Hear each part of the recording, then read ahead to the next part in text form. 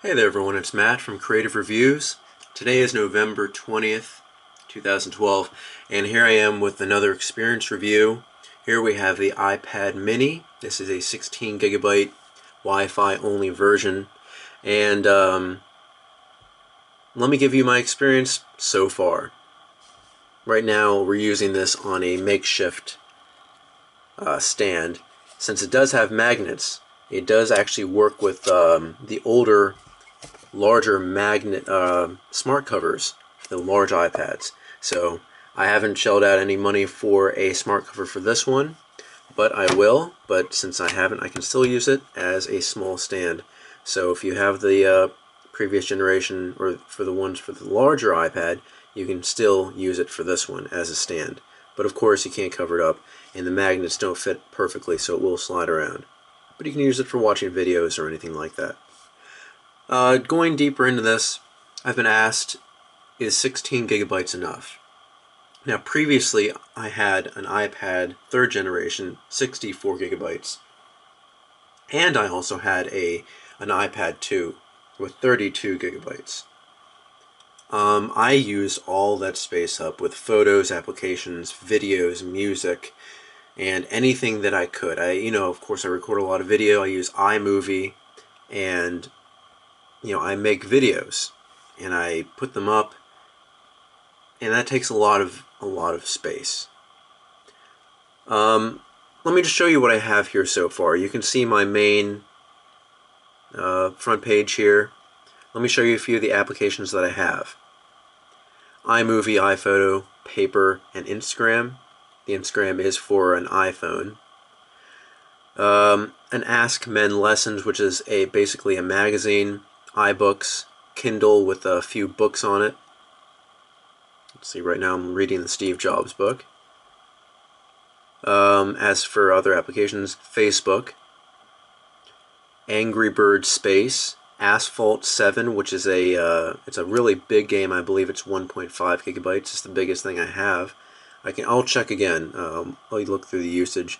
NFL Pro 2013, SimCity Deluxe, Tapped Out, the Simpsons game, which is fun, but you have to have a internet connection for it, else it doesn't work whatsoever. The CNN app, the CNET app, these are all links to websites. They shouldn't really take up much space at all. The podcast application, where I do have a lot of podcasts currently. Let's see, one TMZ, I believe, maybe about 10 TED Talks in HD, and a lot of audio podcasts. More applications, Printer Pro, Quick Office, Dropbox, Calculator, Here Maps by Nokia. Social applications would be Google Voice and Pinger. Shopping, well, I call it shopping, Yelp, Groupon HD, eBay. Streaming, I have a lot of streaming apps. Since I don't have much space, I've begun adopting more and more streaming applications. I have ABC's player, HBO Go, iHeartRadio to listen to my music, NBC, Shazam to look up stuff. It's not really streaming, but it's a quick link to music, which if I don't know what it is.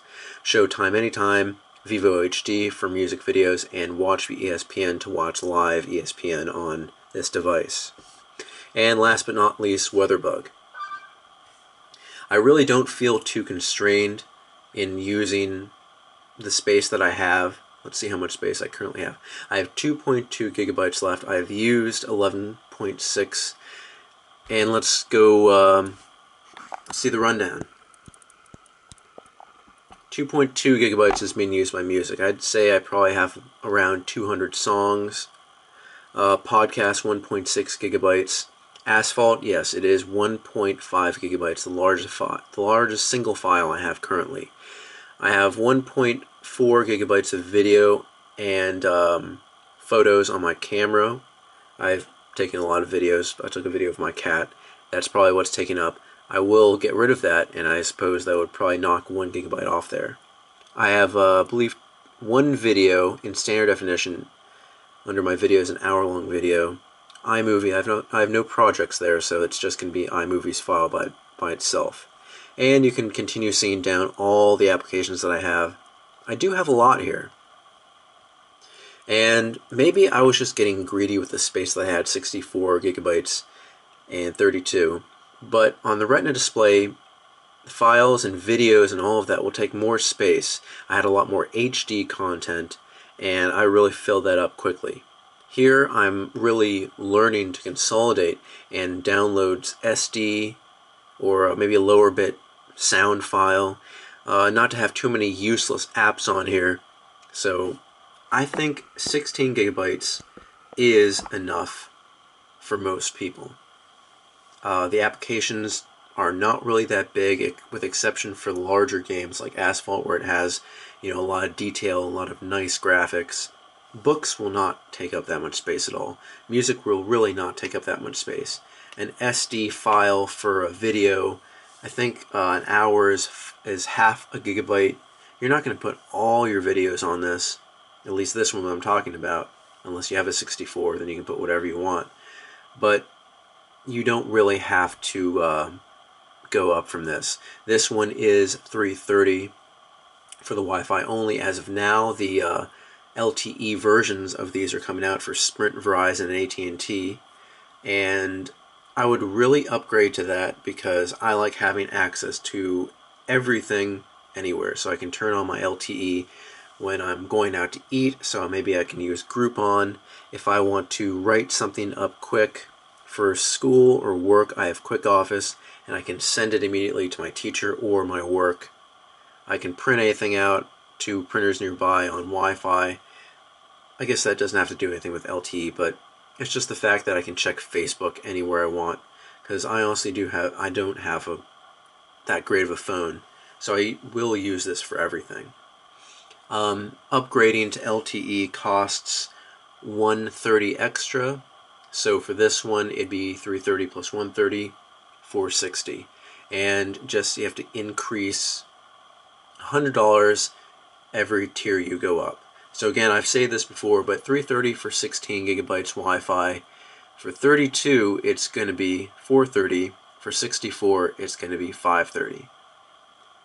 For the LTE versions, 16 gigabytes is going to be $460. 32 is going to be $560, and 64 is going to be $660, and all plus tax depending on where you are. But if you're really new to having an iPad, this is a great intro device.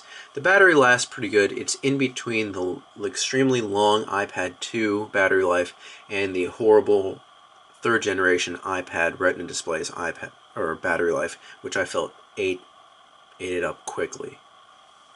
But maybe I watched too many videos and maybe I had the screen on bright.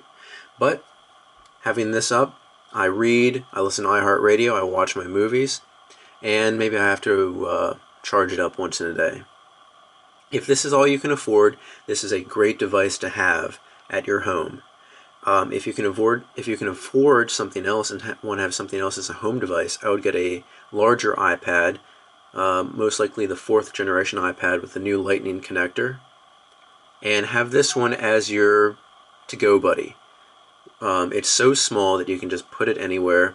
It pretty much fits, it almost fits in your pocket comfortably. But I am eventually going to get the 4th generation iPad because while this is good, I eat up battery like crazy. I need to have 2 devices, and I want to have a large device for the home. I'm not going to be lugging that one around, and I can't even believe I'm saying lugging because they're light in comparison to laptops and ultrabooks and every one of those things. But as we are all spoiled now, this is extremely light, half the weight of the iPad. The screen may not be as great as the Retina display iPads and all the new MacBook computers and laptops, but it sure does the job. It's a good intro device. It's better than the iPod Touch because you do have the option of LTE. You just get everything and more. It's a nice size for playing games, which I have learned because I've been playing Asphalt 7 and The Simpsons and Angry Birds Space a lot. So definitely check this out. I'm having a great time with this. Eventually I'm going to upgrade this one to an LTE version when my local stores have it in stock, and I'll be doing another experience review on that. If you have any questions, let me know. This has been Matt from Creative Reviews, and I've been taking a look at this iPad mini 16 gigabyte Wi-Fi only version. This is my experience review. Tell me what you like, tell me what you don't like. Any questions, comments, leave them here. Follow me on Facebook, WordPress, and Twitter, and I'll see you guys next time.